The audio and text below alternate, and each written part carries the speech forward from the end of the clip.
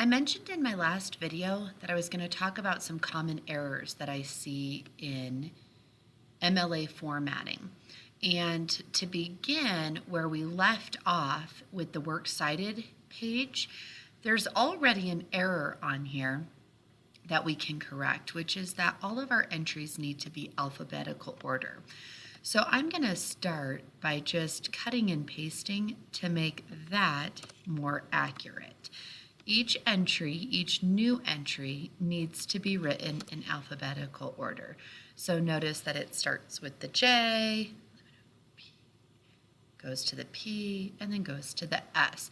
So by the first word of each entry, we have them written in alphabetical order.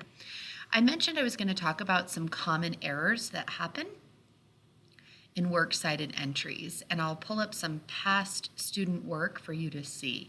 This student did a great job writing their horror paragraph, and when I got to the works cited page, I was excited because first, it is in a separate page within the same document, and second, we have most everything correct here for our works cited entry.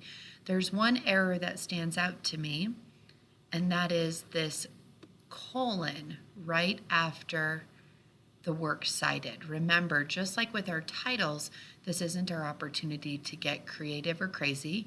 We might think we're adding that for clarity, but the reality is this needs to just say works cited. Another works cited entry that's been turned into me looks something like this. So again, strong because it's a new page within the existing document for this student, but we're missing a number of things. The first thing we're missing is to have our heading for this, or our works cited title portion. So we would need to add that, and we add that by centering works cited. It's already Times New Roman, it's already 12-point font, and it's already double spaced. The next thing that I notice is wrong is we're missing the quotation marks around the title of the work.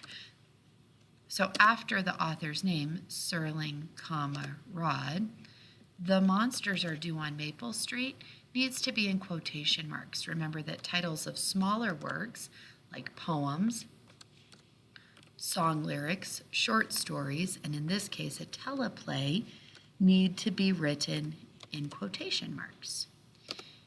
The date of publication is correct, the medium of publication is correct, but then we're missing our end punctuation. There's a period at the end.